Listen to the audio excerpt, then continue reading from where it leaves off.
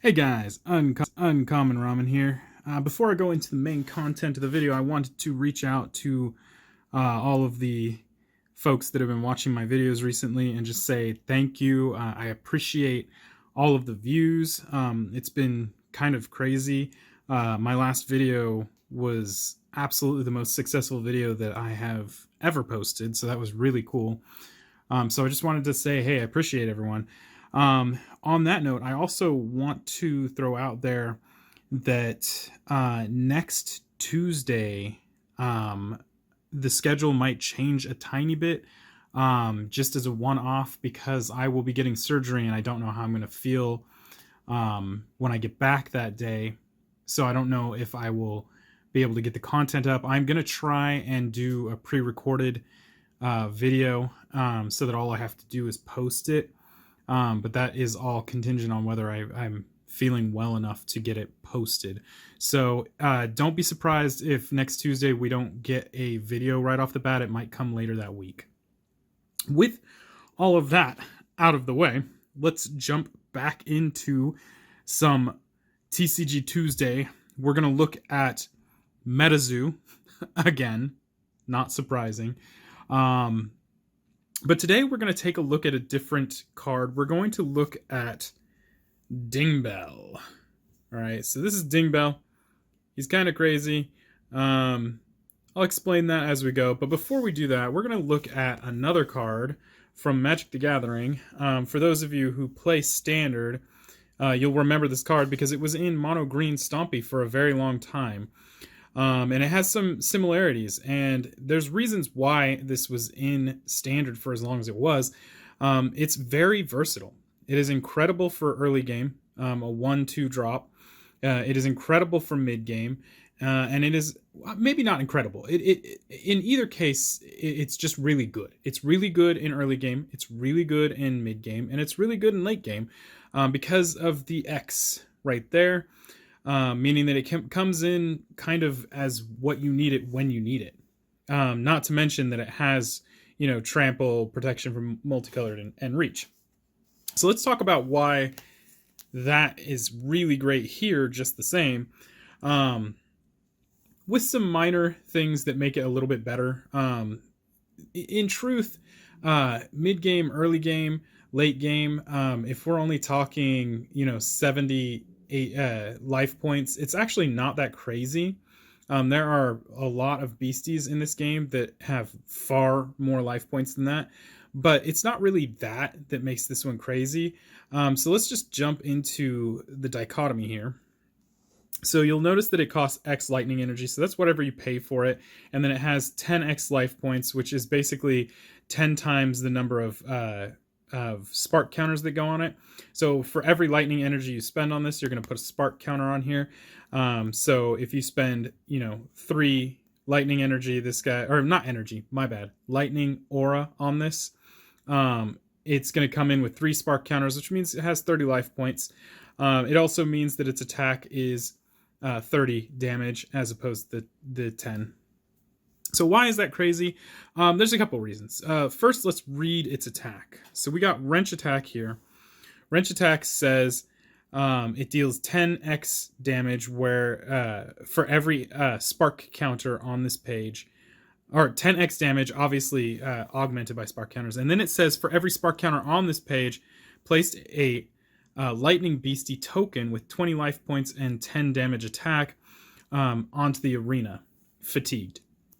Okay, so that's the crazy part. Now, it may not seem like much. Like if your first turn, well, we'll go up here first really quick. You can have 8 of these per spellbook. In a 40-card spellbook, that means that your first hand is statistically going to have a Dingbelle in it, because your first 5 cards should consist of at least one Dingbelle if you have 8 and it's a 40-card deck. That's assuming you're building a 40-card deck. Lots of people are building 50. I want to see what it's like to build in the 40-card range. Just means you're going to see more of your stuff more often and basically when you need them. So you're going to see this guy pretty early. So if you pay 1 lightning energy to put this guy down, or lightning aura to put this guy down, he's basically 10 life points with a 10 damage attack that creates 1 little beastie with 20 life points and 10 damage attack.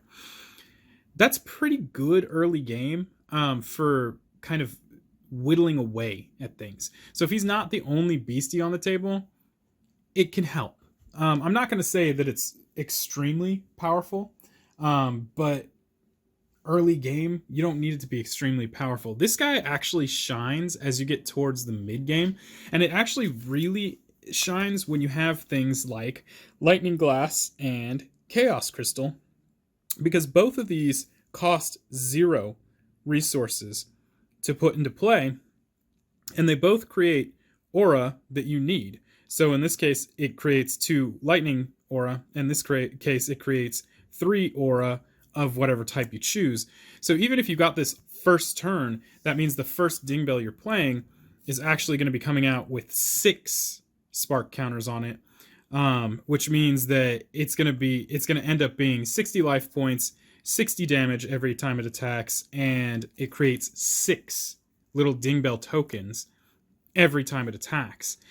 60 life points is not that big of a deal. I mean, early game, it can be kind of good. I would say it's probably about the midway. But 60 damage per attack is incredible, especially early game. So that's incredible. Not to mention that he's just busting out little 20 life point Dingbelle assistants every time he attacks, which means that in this case with 6 charge counters, that's 6 of these little guys that are going down, and they're basically, for lack of a better term, suicide bombers. You send them in, they're going to take the 20 damage that they can handle, but they're going to deal 10 damage. So, 6 of those is going to deal 60 damage to something. If there is a threat that you can easily take care of, you can just sacrifice those by attacking with them and taking that beastie out. At least one of them is going to live, And then you can just swing with this guy one more time and create 6 more on top of that.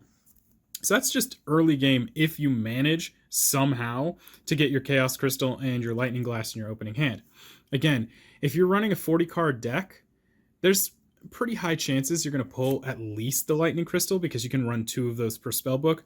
Maybe not so much the Lightning Glass. Maybe not so much the Chaos Crystal, because you can only have 1 per spell book, but there's still a chance there.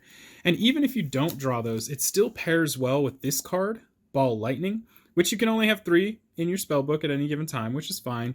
But every, it says, while Ball Lightning is in the arena at the start of your turn. Okay, so at the start of each of your turns, you're going to lose 25 life points, which you have 1,000. So, it's not that bad. To add 1 lightning aura to your pool, right? So there's another one right there. Second turn, you drop that. Okay, then you have these guys in play. So third turn, you have what? 2, 5, 7, 8 aura by third turn. So this guy comes out with 8 spark counters, meaning he has 80 life points and does 80 damage and creates 8 of these little token dudes. So why is it that powerful? The token dudes are the reason that it's so powerful. The tokens on their own, a 20 life point token with 10 damage, not a big deal. If you're dealing with one of them, like your first turn Dingbelle where you didn't get an ideal hand, so you only played it for 1 spark counter, it's not that big of a deal to deal with.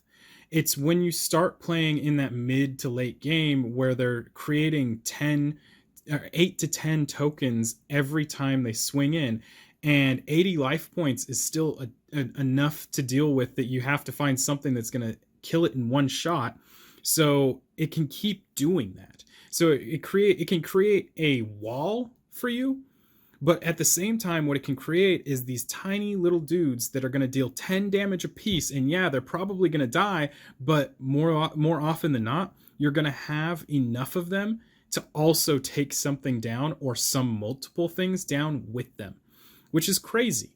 This game does not have board wipes that I'm aware of. I don't have all of the cards in the set, but I haven't seen a board wipe yet. And so dealing with massive amounts of beasties, no matter how small they are, it's not something you can do in this game. So I'm not going to say that it's a completely overpowered, insane card, but it is very powerful. And it would be a shame to ignore something like this. This Dingbelle, in my opinion, is better than the Dingbelle Ringleader. Um, and again, you can have 8 of these in a spellbook. Even if you're running a 50 card spellbook, you're still likely to pull one of these in your opening hand or in your first couple of opening draws. Maybe you have a different opinion, leave a comment below, let me know. But, when I look at all the different theme decks, this one definitely screams crazy good. I like the flame one too. The salamanders are great, but I have played the salamander theme deck against this deck multiple times, and this deck always comes out on top because this deck has Dingbelles, and a late game Dingbelle will shut out the game. It's a matter of having just those tiny little guys on the table dealing 10 damage apiece. Yeah, you're sacrificing a couple of them, but it's taking down that giant salamander. It's taking down the salamander queen at some point in time, and it is definitely going to cinch closed the life gap between you and your opponent. It's the amount of damage they can deal when you have 14 of them on the table is crazy. That's 140 plus whatever Dingbelle is doing. And then next turn, there's going to be even more because the Dingbelle created more. So you don't even have to, you use the tokens to take out what's on the table, and then you use the Dingbelle to hit your opponent to create more Dingbelle tokens, and then you use those tokens to take out what your opponent has on the table. I think it's crazy. I think it's a little bit, it's definitely worth a video.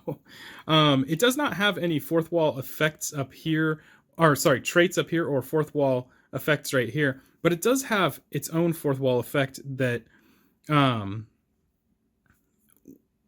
the spark counterpart is still pretty good too, because if an electronic device is used, the caster who uses it is dealt 50 damage each turn it is used.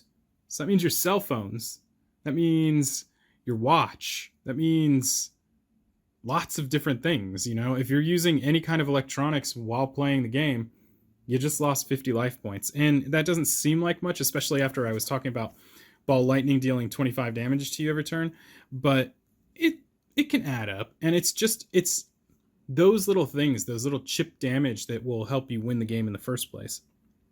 So another thing, it says all electronic devices must be put out of sight while Dingbelle is in the arena.